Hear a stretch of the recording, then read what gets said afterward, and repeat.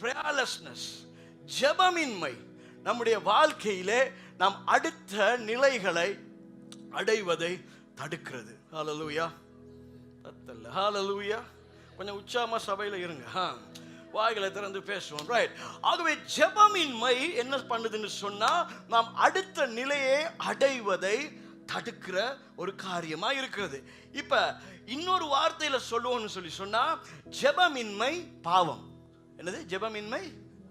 Right, நல்லா வாயை திறந்து. ஜெபமின்மை, எஸ். ஆனா வேதத்துல நீங்க பார்த்தீங்கன்னு சொன்னா ஜெபமின்மை பாவம்னு சொல்லப்பட்டில்லை. நீங்க வேதத்தை எடுத்து வாசிச்சு பார்த்தீங்கன்னா ஜெபிக்காட்டி அது பாவம். இப்ப விபச்சாரம் செய்தா பாவம், களவெடுத்தா பாவம். இப்ப முதல்ல சில காரியங்களை பார்த்தோம், இதெல்லாம் பாவம்ன்ற கேட்டகரியில வருது. ஆனா ஜெபமின்மை பாவம்னு சொல்லி டைரக்டா வேதத்துல சொல்லப்பட்டில்லை. ஆனா இது எப்படி சொல்லப்பட்டிருக்குன்னு சொன்னா 1 Thessalonians chapter 5 verse 17ல இருந்து 1 தெசலோனிக்கேயர் 17ஆம் அதிகாரம் 18ஆம் வசனமும் வாசிப்போம். 1 Thessalonians chapter 5 verse 17 and 18. Yeah. இடைவிடாமல் ஜெபம் பண்ணுங்கள். Pray continually. எல்லாவற்றிலேயும் ஸ்தோத்திரம் செய்யுங்கள். அப்படி செய்வதே கிறிஸ்து இயேசுவுக்குள் உங்களை குறித்து தேவனுடைய சித்தமாய் இருக்கிறது. சரி, இந்த ரெண்டு வார்த்தை வைத்து தான் நாங்க சொல்றோம் ஜெபமின்மை, prayerlessness என்னதுன்னு சொல்லி பாவம்னு சொல்லி. பாவம் அந்த பாவம் இல்ல, அந்த பாவம் இல்ல. சின், சின் அந்த பாவம். சரியா? இந்த வசனத்தை பாருங்க. நாம் முதல் வசனத்துக்கு போவோம். previous one verse 17. இடைவிடாமல் ஜெபம் பண்ணுங்கள். pray continually. next verse. எல்லாவற்றிலேயும் ஸ்தோத்திரம் செய்யுங்கள். அப்படி செய்வதே கிறிஸ்து இயேசுவுக்குள் உங்களை குறித்த தேவனுடைய சித்தமாக இருக்கிறது. தேவனுடைய சித்தம் என்னன்னு சொன்னா நீங்களும் நானும் என்ன பண்ணணுமா? சொல்லுங்க. ஜெபம் பண்ணணும். வாயத்தன்னு சொல்லுங்க. ஜெபம் பண்ணணும்ன்றது தேவனுடைய சித்தமா இருக்கு. அப்ப பழைய ஏற்பாட்டுக்கு போவோம். முதலாம் மனிதன் ஆதாம் ஏவாள் கிட்ட போனா இப்ப கனியை சாப்பிடுறது பாவம் இல்லை. மரத்துல கனியை பிச்சு சாப்பிடுறது பாவமா? பாவம் இல்லை. அது பாவம் இல்லை தானே? கனியை சாப்பிடுறது பாவமா? இல்லை. என்னம்மா சாப்பிட்றோம் செரி பிக்கிங் போனா, என்னம்மா சாப்பிட்றோம் ஆப்பிள் பிக்கிங் போனா. ரைட். ஸோ கனியை சாப்பிட்றது பாவம் இல்லை. ஆனா ஏன் அன்னைக்கு ஏவாள் சாப்பிட்டதுனால அது தண்டிக்கப்பட்டால், அப்படி இல்லாட்டி ஏன் அது சாபமா மாறிச்சு? ஏன் அன்னைக்கு ஏவாளும் இல்லாட்டி ஆதாமும் ஏவாளும் தோட்டத்திலிருந்து துரத்தப்பட்டாங்கன்னு சொன்னா கனியை சாப்பிட்டது இல்லை பிரச்சனை, அவர் வேண்டாம் என்று சொன்ன கனியை சாப்பிட்டது. புரியுதா? கனி சாப்பிட்றது பாவம் இல்லைங்க. ஆனா வேண்டாம் என்று சொன்ன கனியை சாப்பிட்டதுதான் பாவம். ஆமென். அப்ப அங்க என்ன நாங்க பார்க்கிறோம்னா கீழ்ப்படியாமை. கீழ்ப்படியாமை தான் பாவம். அப்ப இங்க நாங்க பார்க்கிறோம் verse 17ல இடைவிடாமல் ஜெபம் பண்ணுங்கள். verse 18 says, 18வது வசனம் சொல்லுது எல்லாவற்றிலையும் ஸ்தோத்திரம் செய்யுங்கள். அப்படி செய்வதே கிறிஸ்து இயேசுவுக்குள் உங்களை குறித்த தேவனுடைய சித்தமா இருக்கிறதுனா, அன்னைக்கு தேவனுடைய சித்தம் எப்படி இருந்துச்சுன்னா நீங்க இந்த கனியை சாப்பிடக்கூடாது, அதுதான் எனக்கு விருப்பம், நீங்க சாப்பிடக்கூடாது. சரியா? ஆனா சாப்பிட்டோன்னா சாபமா மாறிச்சு. இன்னைக்கு என் சித்தம் எதுவா இருக்குன்னா நீங்க இடைவிடாமல் ஜெபிக்கணும். நீங்க ஜெபிக்கலன்னா அது பாவம். புரியுதா? இதுதான் இன்டைரக்ட்லி ஆண்டவர் எங்களுக்கு சொல்ற காரியம். ஜெபிக்காமல் இருப்பது இல்லாட்டி prayerlessness பாவம் என்று சொல்லி. ஆமென். இயேசுவே ஜெபிச்சாரு. சரியா? இயேசு ஜெபிக்கணுமா? தேவையில்லை. அவர் ஏன் ஜெபிக்கிறார்? பிதாவோட குமாரனாச்சு. அவரே ஜெபிச்சாரு. அவரே நாங்க பார்ப்போம்னு சொல்லி சொன்னா மலை பிரசங்கத்து முடிந்த பின்பு அப்படி எல்லாரையும் அனுப்பிச்சு அவர் ஒரு தனிமையான இடத்துக்கு போய், வாசிக்க தேவையில்ல, பட் மேத்யூ 14ல சொல்லப்பட்டிருக்கு, அவர் அப்படியே ஒரு தனிமையா ஒரு இடத்துக்கு கொண்டு போயிட்டு அவர் ஜெபித்தார். அவர் ஒரு நேரத்தை செலவழித்தார். அவர் பிதாவுக்கு எல்லாம் தெரியும் தானே, நான் வந்ததே இதுக்காகத்தானே, இதை செய்யத்தானே நான் வந்தேன் அப்படின்னு சொல்லிட்டு அவர் இருக்கல, அவர் ஜெபித்தார் அப்படின்னு சொல்லி பார்க்கிறோம். ஸோ ஜெபமின்மை பாவம். பாவத்தின் சம்பளம், என்ன செஞ்சாலும் ஒரு சம்பளம் கிடைக்கும். நல்லது செஞ்சாலும் ஒரு சம்பளம் கிடைக்கும், கெட்டது செஞ்சாலும் ஒரு சம்பளம் கிடைக்கும். ஆகவே ஜெபமின்மை பாவம், பாவத்தின் சம்பளம் மரணம், நித்திய மரணம். சரியா? ஆகவே நம்ம அதிலிருந்து நம் வெளியில பரிசுத்தமா வாழணும். முதலாவது.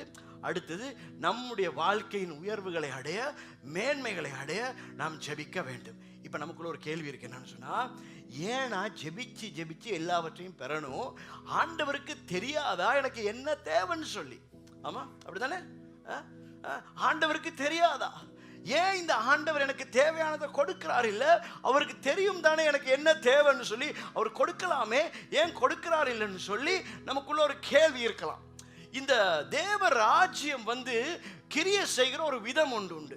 சரியா? தேவராஜ்யம் எப்படி கிரியை செய்யும் அப்படின்னு சொல்லி சொன்னா, வார்த்தை, அதாவது பைபிளை வச்சு பைபிள்ல எப்படி சொல்லப்பட்டு இருக்கோ அதன்படி மட்டும்தான் இந்த தேவராஜ்யம் கிரியை செய்யும். அதாவது தேவன் என்னத்தை பேசியிருக்காரோ, இயேசு என்னத்தை சொல்லியிருக்காரோ, வார்த்தையில் என்ன சொல்லப்பட்டிருக்கோ அதை தாண்டி வேதம் ஒன்றை செய்யாது.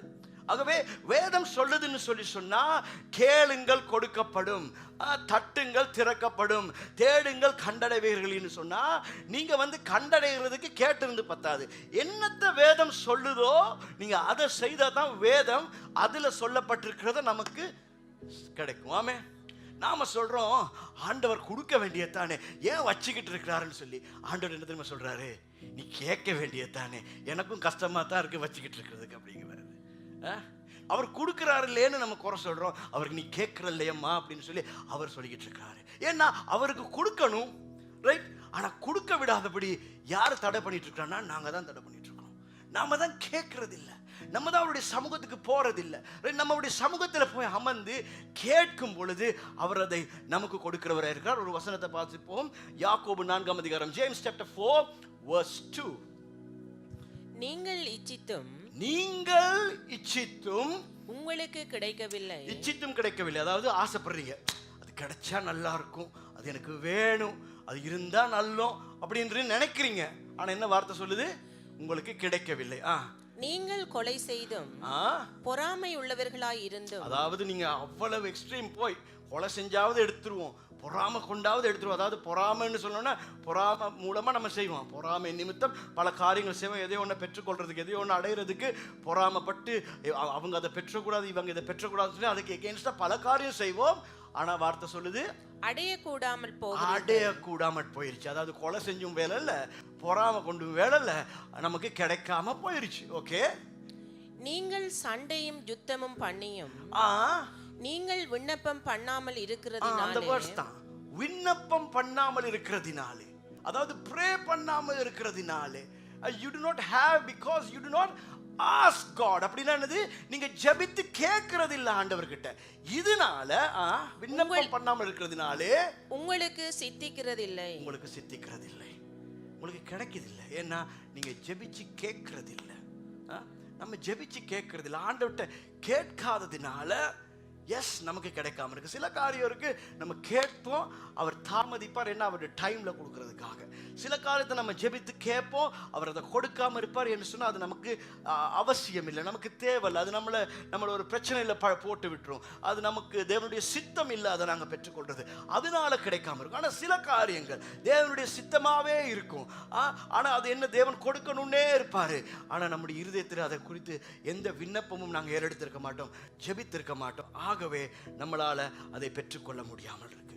இப்ப ஏன் நான் ஜெபிக்கணும், ஏன் நான் ஜெபிச்சா தானே இதை பெற்றுக்கொள்ளலாம் அப்படின்னு சொல்லி நம்ம கேட்கிறோம்னு சொன்னா, ஏன் நாங்க ஜெபிக்கணும்னு சொல்லி சொன்னா, நம்ம ஜெபிக்கும் பொழுது வானங்கள் திறக்கப்படும், தேவன் நமக்கு அவருடைய என்னது திட்டங்கள் அல்லது ஸ்ட்ராட்டஜியை, அதாவது என்ன செய்தா இதை நான் பெற்றுக்கொள்ளலாம், ஆசீர்வாதமா வாழலாம் என்பதை குறித்து எனக்கு ஆண்டவர் அவருடைய ஸ்ட்ராட்டஜியை, அவருடைய ஐடியாஸை அவர் எங்களுக்கு கொடுப்பாராமே.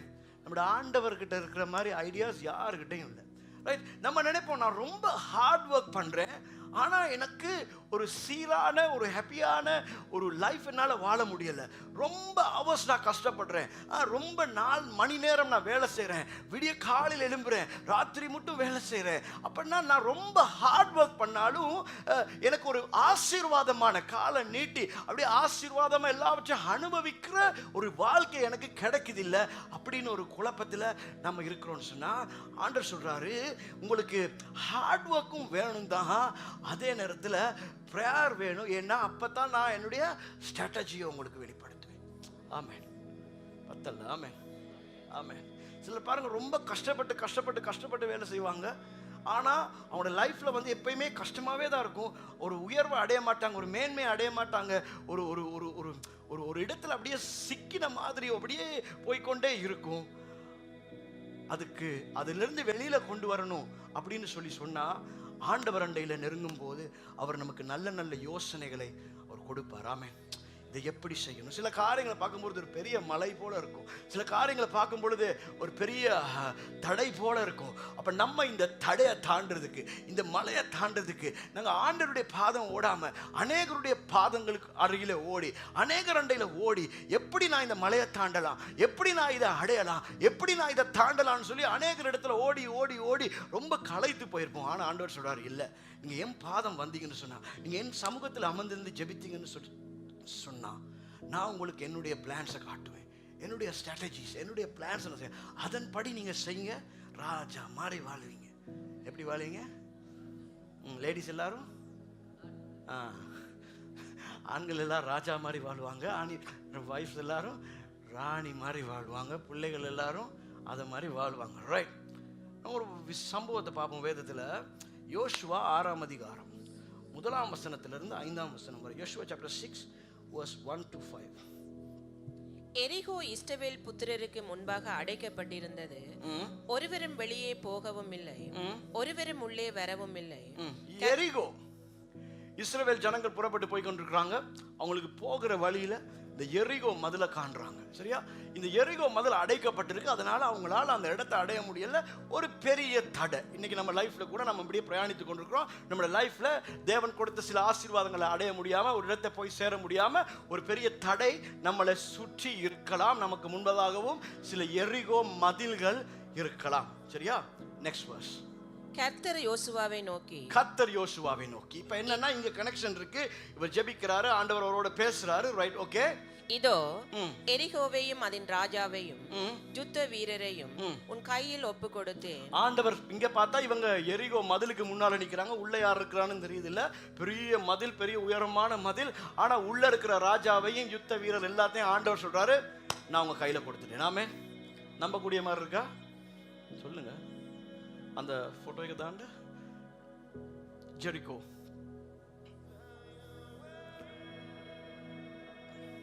இப்படியான ஒரு மதில். இந்த மதில் சுற்றி இவங்க இப்ப இருக்கிறாங்க. இப்ப ஆண்டவர் சொல்றாரு, இதுக்குள்ள இருக்கிற ராஜா, இதுக்குள்ள இருக்கிற எல்லாவற்றையும் நான் உங்களுக்கு கொடுத்துட்டேன்னு. முடியுமா? இதை தாண்டி போனா தான் அது கிடைக்கும். ஆனா வெளியில இருக்கக்குள்ள ஆண்டவர் சொல்றாரு, இல்ல நான் இது உங்களுக்கு தந்துட்டேன் அப்படின்னு சொல்லி சொல்றாரு. ரைட். இந்த பிக்சரை மனசுல வச்சுக்கோங்க. Next verse. யுத்த புருஷராகிய நீங்கள் அனைவரும் நெக்ஸ்ட் வெர்ஸ்.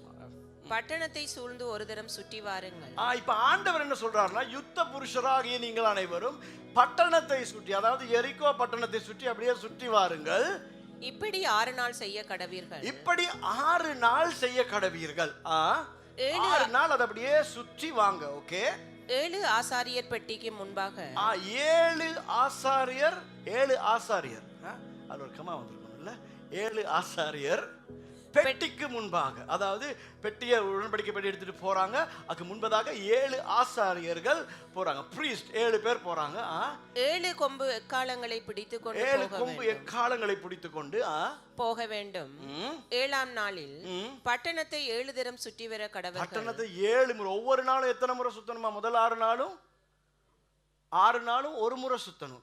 7ஆவது நாள் 7th day 7 times march around the city 7 times. 7 முறை சுற்றி வரணும். ஆசாரியர் எக்காலங்களை ஊத வேண்டும். அப்ப ஆசாரியர், அந்த priest என்ன செய்யணும்னா, அந்த trumpets அப்படியே blow பண்ணணும். அவர்கள் அந்த கொம்புகளினால் நெக்ஸ்ட் வெர்ஸ் நெடுந்தொனி இடும்போது, அவங்க ஒரு நெடும் தொனி, அது எப்படின்னு சொல்லி சொன்னா, அந்த அந்த ட்ரம்பட்ஸ்ல ஒவ்வொரு டோன்ஸ் இருக்கும். அதுல அந்த நெடும் தொனி, அந்த லாங் பிளாஸ்ட் அப்படின்னு ஒரு லாங் பிளாஸ்ட அவங்க விடுற நேரம், நீங்கள் எக்கால சத்தத்தை கேட்கும் போதும், நீங்கள் அந்த சத்தத்தை உங்களுக்கு அந்த சத்தத்தை கேட்கிற நேரம் ஜனங்கள் எல்லாரும் மகா ஆரவாரத்தோட ஆர்ப்பரிக்க கடவர்கள். சத்தம் போட்டு நம்முடைய சபையில ஆரவாரம் இல்ல, ஆரவாரம் இப்ப இல்ல, வர்ஷிப் டைம்ல நல்ல ஆரவாரமா அப்படி ஆரவாரம் பண்ற மாதிரி எல்லா ஜனங்களும் சேர்ந்து ஆரவாரம் விடும் போது, அப்பொழுது பட்டணத்தின் அலங்கம் இடிந்து விழும். அப்ப பட்டணத்தின் என்ன சொல்ற பிறகு, then the wall of the city will collapse and the army will go up. அப்ப என்ன நடக்குமா? அந்த சுத்தி இருக்கிற மதில் அப்படியே உடைஞ்சு விழுமா. உடனே ஜனங்கள் அவரவர் தங்களுக்கு நேராக ஏற கடவர்கள் அவங்க அவங்க டக்குனு இப்ப எங்க நாங்க இருக்கிறோமோ எனக்கு முன்னால மதில் உடைந்து விழுதா டக்குன்னு அப்படியே காலை வச்சு அப்படியே உள்ள போயிடணும். Next verse. அந்தபடியே நூனின் குமாரனாகிய யோசுவா ஆசாரியரை அழைத்து உடன்படிக்கை பெட்டியை எடுத்துக்கொண்டு போங்கள், தொனிக்கும் 7 எக்காலங்களையும் 7 ஆசாரியர்கள் கர்த்தருடைய பெட்டிக்கு முன்பாக பிடித்து கொண்டு போக கடவர்கள் என்று சொல்லி சொன்னார். ஹல்லேலூயா. இப்ப இது யார் இந்த ஐடியாவை கொடுத்தா? யாரு இப்ப இப்படி எல்லாம் யோசுவாவுக்கு செய்ய சொல்லி யார் ஐடியா கொடுத்தா? விடிய விடிய ஆண்டவர் இவரோட பேசினாரு. இவர் இப்ப ஃபுல் இன்ஸ்ட்ரக்ஷன் எடுத்துட்டார். இதை நம்பக்கூடிய மாதிரி இருக்கா? ட்ரம்பட்டை ஊதி சத்தம் எல்லாம் போட்டோன்னே அவ்வளவு ஸ்ட்ராங்கான இப்ப காலத்து மதில்கள் மாலையில் ரொம்ப ஸ்ட்ராங்கான மதில்கள், இந்த மதிலெல்லாம் உடைந்து விழும் என்பதை நம்பக்கூடிய மாதிரி இருக்கா? இல்லை, ரைட், நம்பக்கூடிய மாதிரி இல்லை.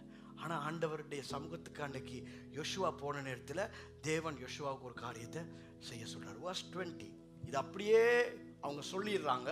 இப்ப 20வது வசனத்துக்கு போவோம், என்ன நடக்குதுன்னு சொல்லி. verse 20 எக்காலங்களை ஊதுகையில் அத மாதிரி அவங்க எல்லாம் சுற்றி வந்து, நான் ஷார்ட் பண்ணி சொல்றேன், 20வது வசனத்துல எக்காலங்களை ஊதுகையில் ஜனங்கள் ஆர்ப்பரித்தார்கள்.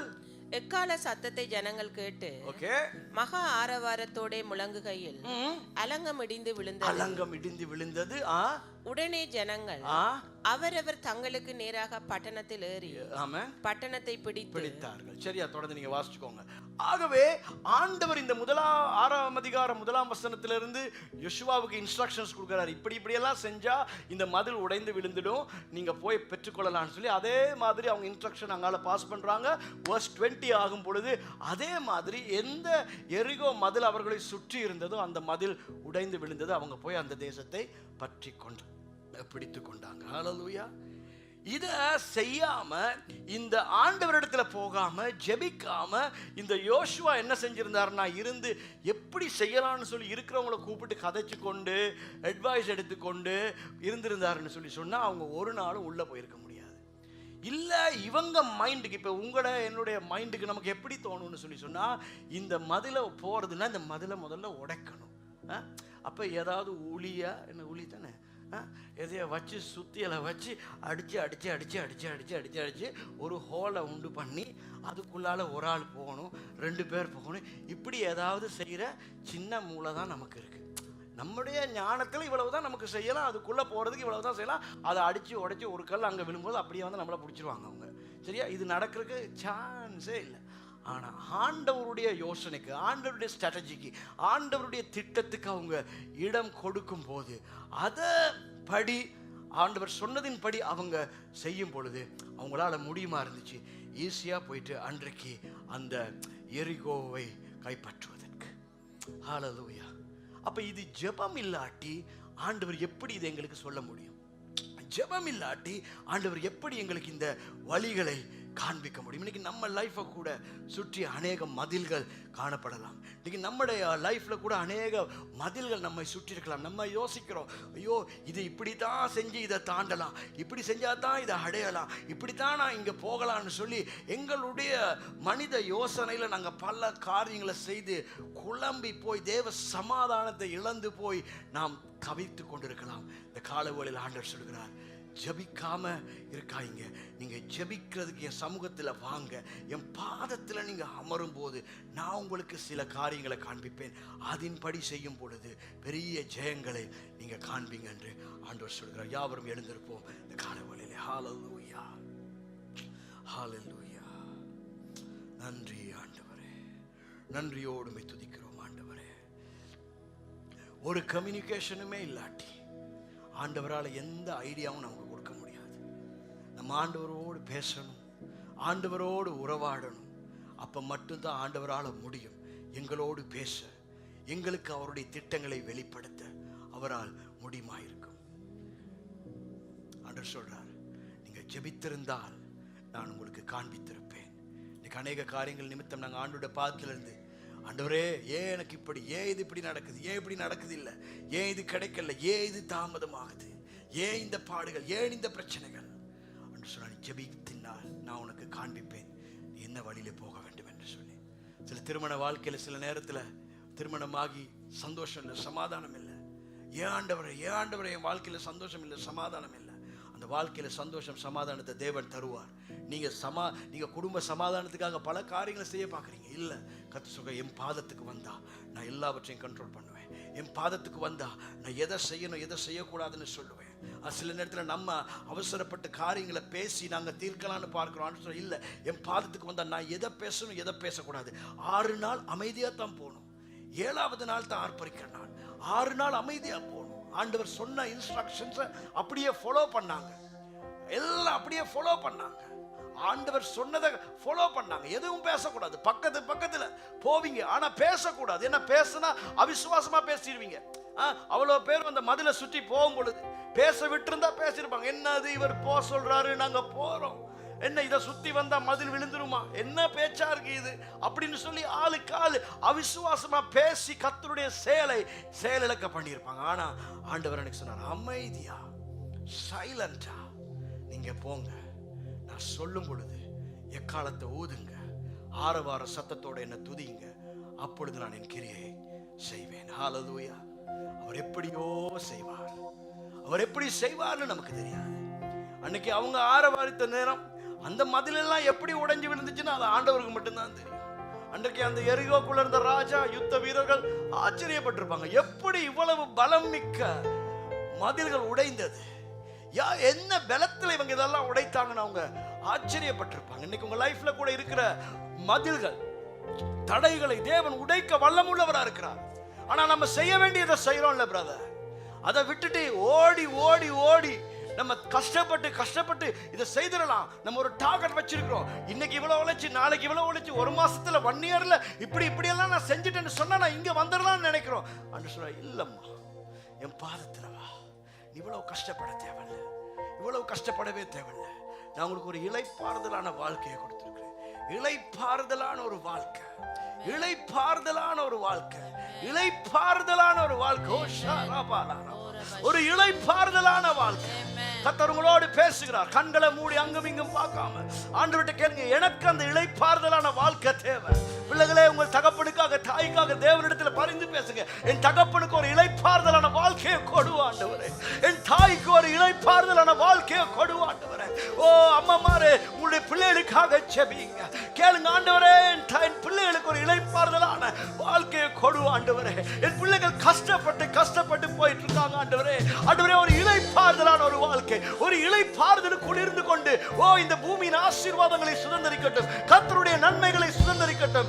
மனைவிமாரை ஜெபம் பண்ணுங்க, உங்களுடைய கணவன்மாருக்காக, உங்களுடைய மனைவிமாருக்காக ஜெபம் பண்ணுங்க. பிள்ளைகளுக்காக பரிந்து பேசுங்க. அவங்க போகிற பாதை உங்களுக்கு தெரியும். அநேக நேரங்களில் அநேக காரியங்களை வெளியிலே காட்டிக் கொள்வதில்லை. ஆனா இருதயத்தில் ஒரு பெரிய ஏக்கம், எப்பொழுது இந்த நிலைமை மாறும், எப்பொழுது என் சூழ்நிலை மாறும், எப்பொழுது இந்த நிலைமை மாறும், எப்பொழுது இந்த சூழ்நிலை மாறும். இதோ கர்த்தராகிய தேவன் சொல்லுகிறார், ஹல்லேலூயா, நீங்கள் என் பாதம் வாருங்க, என் பாதம் வாருங்க, நான் உங்களுக்கு காண்பிக்கிற பாதையில நீங்க போங்க. தயவாய் கேட்டுக்கொள்ள இருக்கிற இடங்களில் தேவ பயபக்தியோடு கண்களை மூடி கரங்களை பரலோகத்துக்கு நேராக உயர்த்தி, oh Lord God, I need to get into that resting place of Father. ஆண்டவரே, நான் அந்த இளைப்பாறுதலான ஸ்தலத்துக்குள்ளே, என்னை கொண்டு போய் என்னை ஆசீர்வதியும், என் குடும்பத்தை ஆசீர்வதியும், என் தேவைகளை சந்தியும்.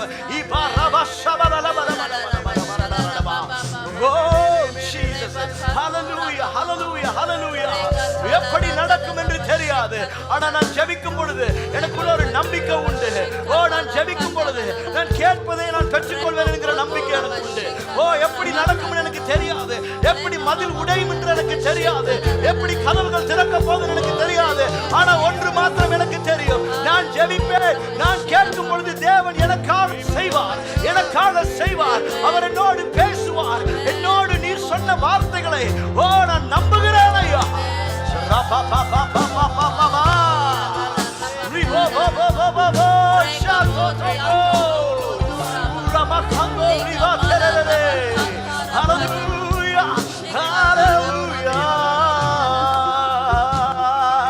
எல்லா கரங்களும் உயர்த்தி கொஞ்ச நேரம் ஒரு 2 வினாடிகள் ஆண்டவரை மாத்திரம் பார்த்து, அப்பா எனக்கு முன்பதா இருக்கிற எதிரிகோ மதில் உடைந்து போக வேண்டும், உடைந்து போக வேண்டும், உடைந்து போக வேண்டும்.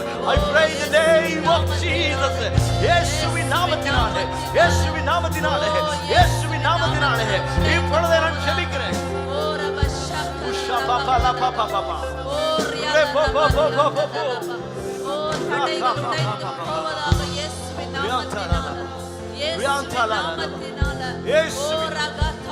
In the name of Jesus, there is victory. In the name of Jesus, there is healing. In the name of Jesus, in the name of Jesus, none can stand against your children of God. Rababa Shaba Rababa. வெளிப்பாட்டின் ஆவியை கொடு, வெளிப்பாட்டின் ஆவியை கொடு, என் ஜனத்துக்கு உடைய வெளிப்பாட்டின் ஆவியை கொடு. என் ஜனத்தின் கண்களை திறந்தருளும். ஓ, என் ஜனத்தின் கண்களை திறந்தருளும், என் ஜனத்தின் காதுகளை திறந்தருளும். வெளிப்பாட்டின் ஆவியை கொடு, வெளிப்பாட்டின் ஆவியை கொடு. செய்ய வேண்டியதை காண்பியும், வழி நடத்தும் தகப்பனே.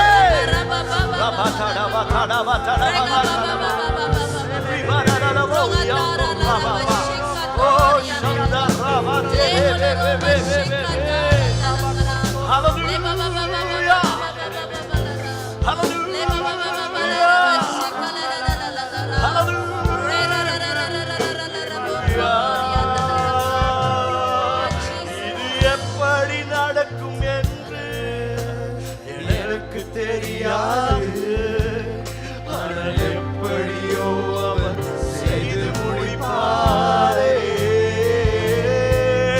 இது எப்படி நடக்கும் என்று எனக்கு தெரியாது, ஆனால் எப்படியோ அவர் செய்து முடிப்பாரே.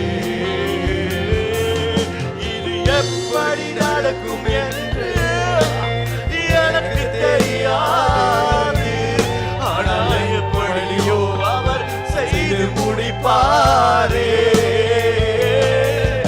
இது எப்படி நடக்கும் என்று எனக்கு தெரியாது, ஆனால் எப்படியோ அவர் செய்து முடிப்பாரே.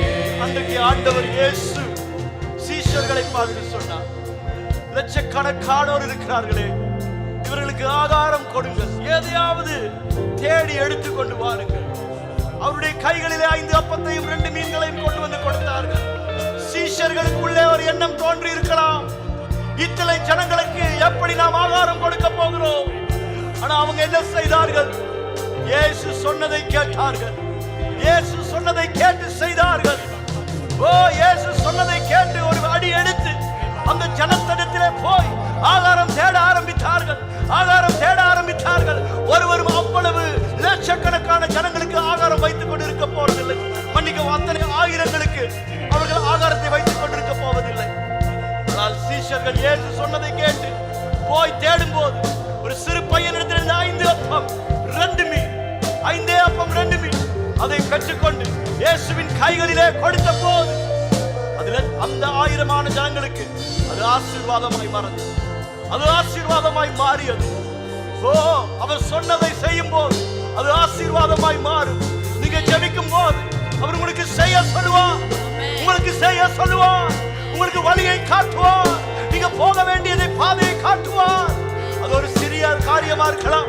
உங்க பிரச்சனையோடு ஒப்பிட்டு பார்க்கும் போது இதையெல்லாம் செய்தா எப்படி நன்மை கிடைக்கும் என்று தோணலாம். ஆண்டவர் சொல்கிறார், இல்ல, கீழ்ப்படிந்து செய்யும் போது நான் எரிகோ மதில்களை உடைப்பேன், எரிகோ மதில்களை உடைப்பேன். எரிகோ மதில்கள் இடிந்து விழுவதை நீ காண்பாய் மகனே, எரிகோ மதில்கள் இடிந்து விழுவதை நீ காண்பாய் மகளே. ஓ கர்த்தர், ஓ இந்த வருடத்தின் நடுப்பகுதிக்கு நெருங்கி இருக்கிற நமக்கு ஆண்டவர் சொல்கிறார், அடுத்து எஞ்சி இருக்கிற 6 மாதங்களுக்குள்ளே உன் வாழ்க்கையில் இருக்கிற மதில்களை நான் உடைத்து அகற்றுவேன், உடைத்து அகற்றுவேன். நீ எனக்கு மாத்திரம் கீழ்ப்படிந்து என் சத்தத்தை மாத்திரம் நீ செவிப்படுத்தி நடப்பாய் என்றால் எல்லா மதில்களும் உடைந்து விழும் என்கிறார். இது எப்படி, இது எப்படி நடக்கும் என்று எனக்கு தெரியாது, ஆனால் எப்படியோ அவர் செய்து முடிப்பாரே. அது என் ஜெபம் ஐயா, அது எங்கள் ஜெபம் ஐயா. எப்படி நடக்கும் என்று எனக்கு தெரியாது, ஆனால் எப்படியோ அவர் செய்து முடிப்பாரே. அன்று வனாந்திரத்தில் பாடுவோமா? அன்று வனாந்திரத்தில் லட்சங்களை தினமும் போஷித்தவர் அவரே. இஸ்ரவேலரை போஷித்தாரே. அன்று வனாந்திரத்தில் அவர் லட்சங்களை தினமும் போஷித்தவர் அவரே. எப்படி நடந்தது தெரியல, அது எப்படி நடந்ததோ எனக்கு தெரியாது, ஆனால் எப்படியோ அதை செய்து முடித்தாரே. அது எப்படி நடந்ததோ எனக்கு தெரியாது, ஆனால் எப்படி லட்சங்களை போஷித்தார் தெரியல, ஆனால் செய்தார். ஹalleluya, hallelujah. Every eyes closed, every hand lifted up. Glory, mama, mama,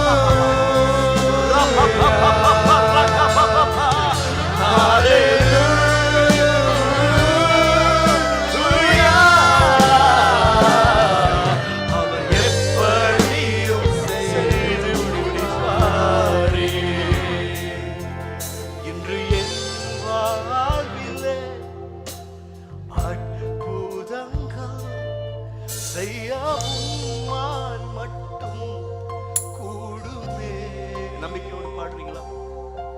இன்று என் வாழ்விலும் அற்புதங்கள் செய்ய உம்மால் மட்டும் கூடுமே. அன்று எப்படியோ செய்தீர், இன்று எப்படியும் செய்வீர் என்று உம்மைத்தானே நம்பியிருக்கின்றேன். அன்று எப்படியோ செய்தீர், இன்று எப்படியும் செய்வீர் என்று உம்மைத்தானே நம்பியிருக்கின்றேன். ஒரு விசுவாசரிக்கையா? அன்று எப்படியோ செய்தீர், இன்று எப்படியும் செய்வீர் என்று உம்மைத்தானே நம்பியிருக்கின்றேன். அன்று எப்படியோ செய்தீர், இன்று எப்படியும் செய்வீர் என்று உம்மைத்தானே நம்பியிருக்கின்றேன். எல்லா கரங்களை உயர்த்தி ஹalleluya,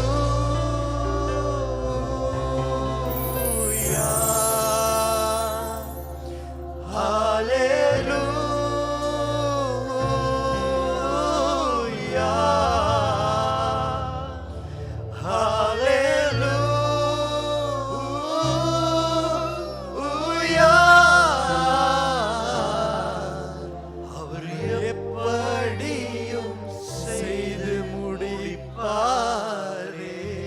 சத்தத்தை அவர் கேட்கணும். one more time. Hallelujah.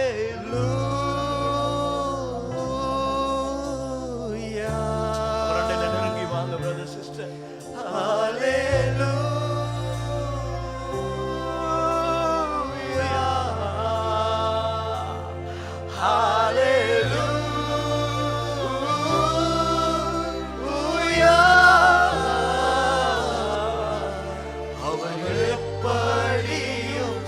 செய்து முடிப்பாரே, அவர் எப்படியும் செய்து முடிப்பாரே.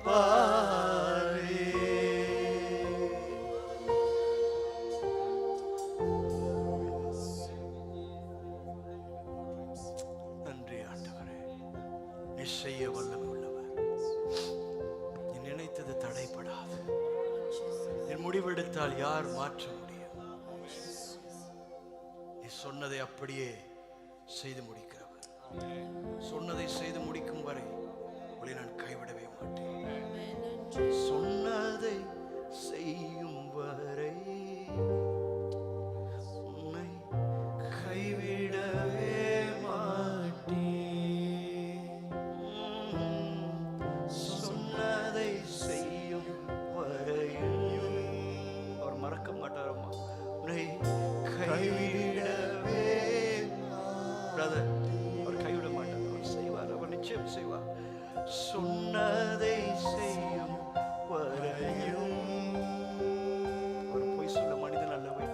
கைவிடவே நீங்க பயமில்லாம போங்க, நீங்க பயமில்லாம போங்க. கர்த்தர் செய்வார். சொன்னதை செய்யும் வரைக்கும் என்னை கைவிடவே மாட்டீ. எல்லாம் கண்களை மூடி அப்படியே ஜெப சிந்தையில் இருக்கும்.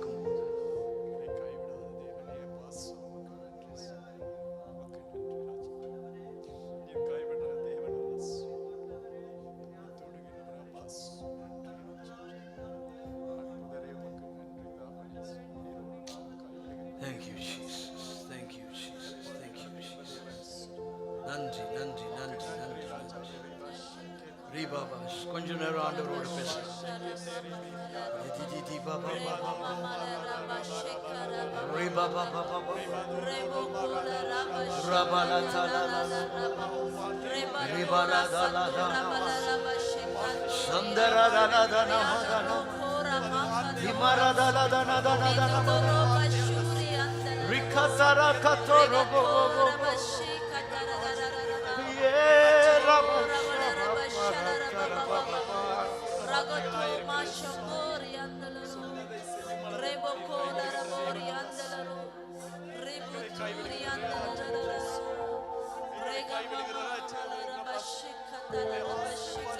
ஐயா, நீ சொன்னதை செய், நீ சொன்னதை செய்.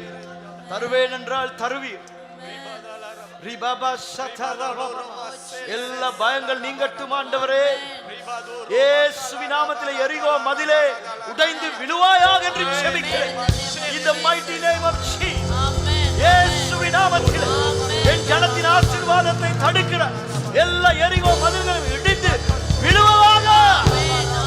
இயேசுவின் நாமத்திலே உன் ஜனம் பெற்றுக் கொள்வார்களாக, பெற்றுக் கொள்வார்களாக, பெற்றுக் கொள்வார்களாக, பெற்றுக் கொள்வார்களாக, பெற்றுக் கொள்வார்களாக. இயேசுவின் நாமத்திலே வைக்க வேண்டிய சிக்னேச்சர்ஸ் வைக்கப்படுவதாக. கிராண்ட் ஆக வேண்டிய காரியங்கள் இயேசுவின் நாமத்திலே கிராண்ட் ஆவதாக.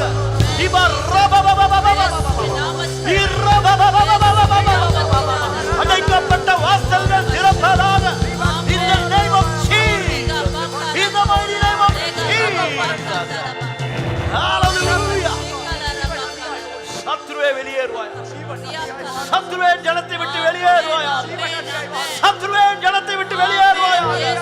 கைகளை எடுப்பாயாக, கைகளை எடுப்பாயாக, கைகளை எடுப்பாயாக. விடுவியும் தகப்பனே, விடுவிப்பீராக. குமாரன் விடுவித்தால் மெய்யாகவே விடுதலையானோம். Yes, in the name of Jesus I pray. Hey shapaka go. Ripa papa. Lebo shababa baba baba baba. Rama mama mama mama kanto raka.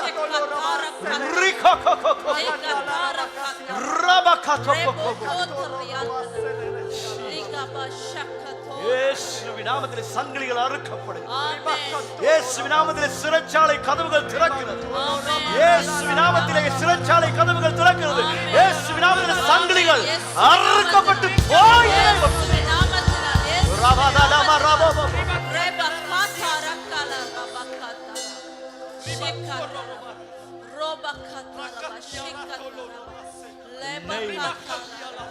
the name of Jesus, the name of Jesus, in the name of Jesus. கண்ணீர் விட்ட நாட்கள் போதும் ஐயா. காத்திருந்த நாட்களுக்கு ஒரு முடிவு, காத்திருந்த நாட்களுக்கு ஒரு முடிவு. இன்றைக்கு நடக்காதா, நாளைக்கு நடக்காதா, நாளைக்கு நடக்காதா, நல்ல செய்தி வராதா? இயேசுவின் நாமத்திலே கதவுகளை தட்டுவதாக, கதவுகள் தட்டப்படுவதாக.